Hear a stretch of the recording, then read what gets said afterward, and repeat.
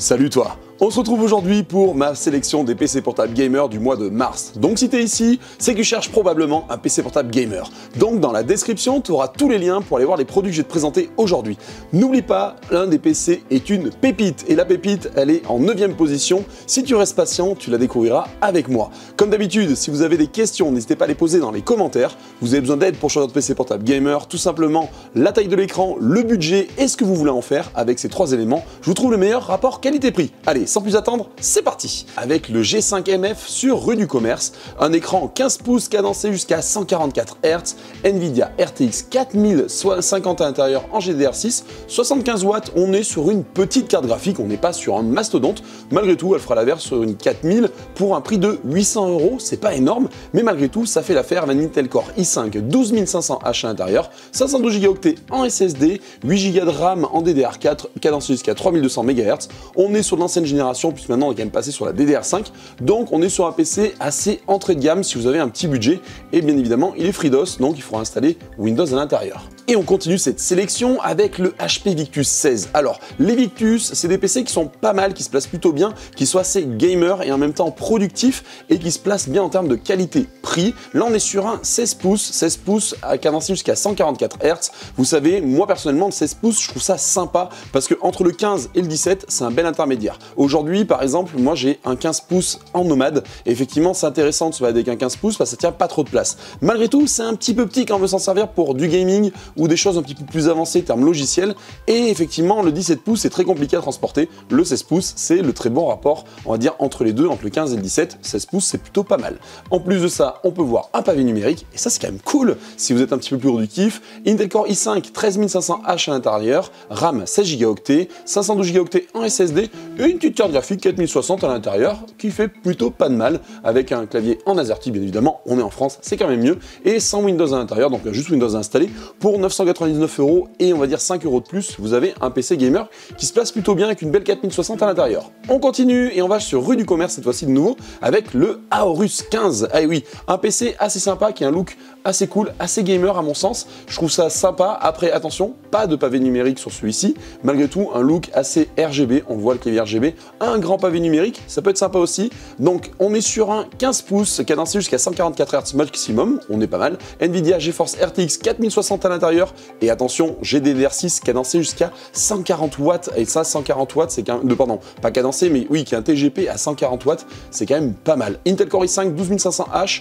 Un processeur semble tout moyen, mais malgré tout pour du gaming, on est vraiment bien parce qu'on a cette 140 watts en TGP qui est vraiment sympa dans ce ordi. Alors pourquoi 140 watts? Parce que ce PC est assez épais, bien refroidi, automatiquement pour faire monter la puissance de ces TGP. Alors les TGP, qu'est-ce qu'il est défini un petit peu, on va dire au maximum? Alors tout simplement, c'est plus le châssis, la carte mère qui va définir le TGP maximum. C'est-à-dire que si vous êtes sur une carte mère qui est très ventilée, qui tourne vachement bien, avec des bons ventilos qui sont collés en dessous, qui refroidissent bien les puces, etc., vous allez pouvoir monter beaucoup plus haut en TGP. Alors, à l'inverse, si effectivement le PC chauffe beaucoup et a du mal à se refroidir, bah, le TGP va baisser. Hein. C'est un petit peu CQFD comme dirait l'autre.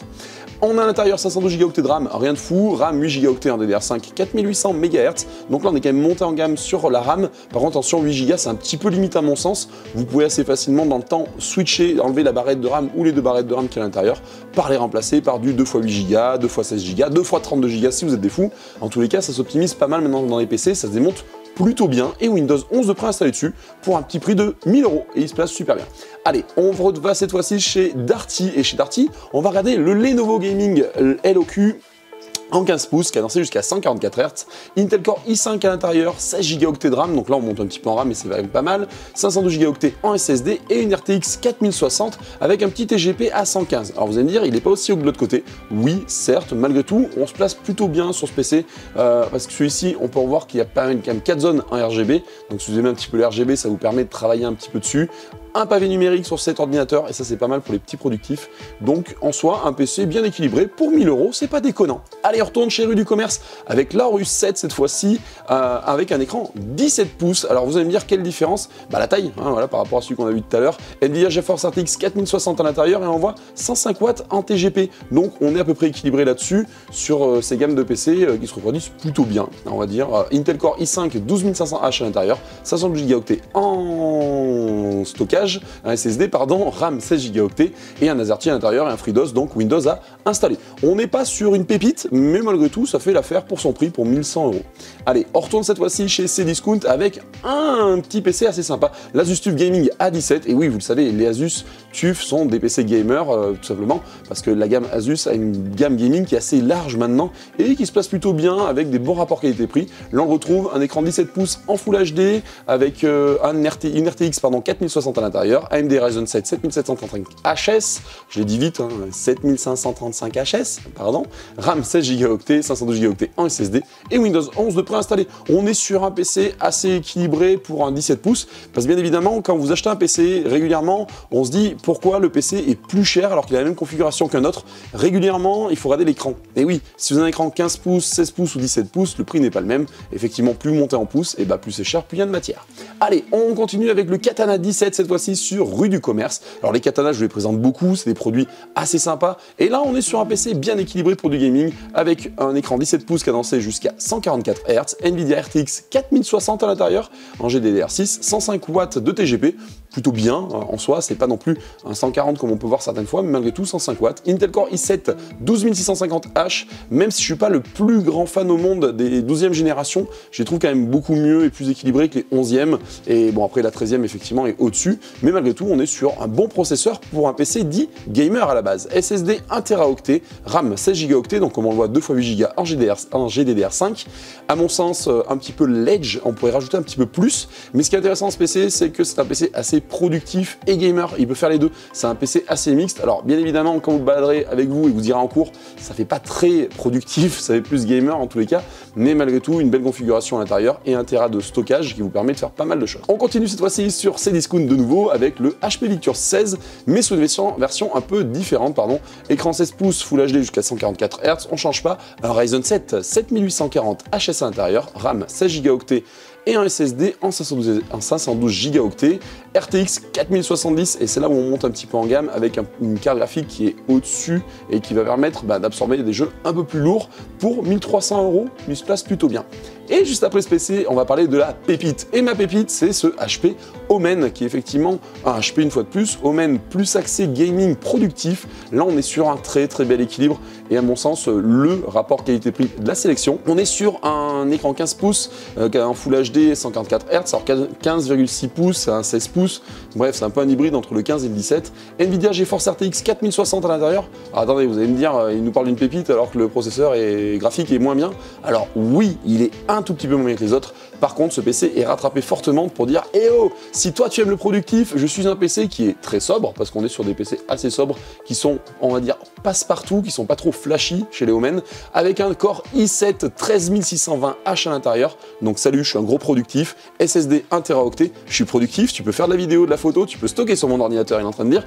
Et en plus de ça, il dit « Salut, j'ai 32 Go de RAM en DDR5, et là c'est salut, j'ai de la vitesse et du traitement qui est très intéressant pour ton processeur. » Donc ce PC très bien placé pour les productifs et qui veulent du gaming à moins de 1300 €, vous trouverez pas mieux, c'est la pépite de cette sélection. Et après, à la fin de cette vidéo, vous trouverez le PC ultime, à mon sens, pour un PC portable. Allez, je vous laisse passer jusqu'à la fin. Mais avant, on retrouve chez Darty le Lenovo Legion Slim 5. Alors, sur les Slim, on est effectivement sur des PC un peu plus fins, et comme leur nom l'indique, on est sur des Slim, mais qui n'empêchent pas d'embarquer de la puissance. Parce que ce Lenovo, c'est un 16 pouces, donc WQXGA, donc on est sur de la 2K, cadencé jusqu'à 165 Hz, donc pas dégueulasse. Core i7 13700H à l'intérieur avec 16 Go de RAM en DDR5 et 512 Go en stockage. GeForce RTX 4060 avec un très beau joli taux de TGP de 125 watts.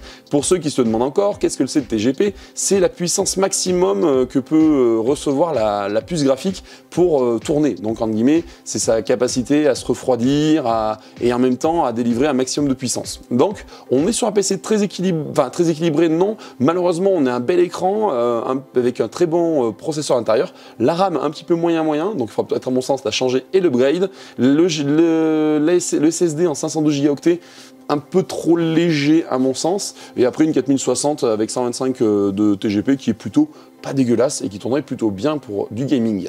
Allez, on continue sur le Asus ROG Zephyrus G16, encore un PC en 16 pouces me direz-vous, et oui j'aime bien les PC en 16 pouces, je trouve que c'est assez équilibré, c'est pas mal, et on les trouve à des prix assez intéressants. Alors le seul inconvénient de celui-ci à mon sens, vous voyez, on a un PC avec un clavier un peu petit, qui prend pas tout l'espace, avec un grand pavé numérique, et on pourrait caser assez facilement un petit pavé numérique au coin, là ce serait pas mal. Le pad, pardon, il y a le pad au milieu. Alors, ce Zephyrus WQXGA, donc de la 2K, cadencé jusqu'à 240 Hz, donc déjà ça commence à ouater un petit peu là-dedans. RTX 4070 à l'intérieur, donc salut, je fais du beau gaming quand même. Intel Core i7 13620H, salut, je suis aussi productif, mais pas trop non plus parce que j'ai 16 Go de RAM avec 1 Teraoctet en SSD pour faire du stockage et Windows 11 de préinstallé. À mon sens, ce PC, son seul point noir, c'est sa RAM. Donc pour 1639 €, c'est pas déconnant. Il faudra rajouter un petit billet à mon sens pour monter un petit peu à 32 Go. Et là, vous aurez un super PC qui tournera très très bien. Et on termine cette sélection par le NEC Plus Ultra, le Asus ROG Strix G18. Et là, on est totalement dans l'opposé de ce que je vous ai dit, parce que tout à l'heure, on parlait de 15 pouces, 16 pouces, 17 pouces. Là, on est sur du mastodonte en G18 qui a, lui, un écran 18 pouces en QHD+, en 244 Hz de taux de refresh, RTX 4080 à l'intérieur, salut, je fais du gaming, et vraiment fort parce que j'ai un TGP à 175 watts, ce qui est énorme, c'est quand même très gros, Intel Core i7 à l'intérieur en 13650 HX, donc gros. Par contre, petite déception à mon sens, SSD 512 Go et RAM 16 Go. Alors, on est sur la pépite, mais qu'il faudra upgrade légèrement en, pourquoi pas, en aller chercher un petit peu plus de RAM et surtout du stockage si vous voulez faire du productif avec un beau i7 en 13650 HX, on est plutôt bien. Et voilà, on arrive à la fin de cette vidéo, je vous dis à très bientôt pour une nouvelle vidéo. Ah, ciao, bye bye.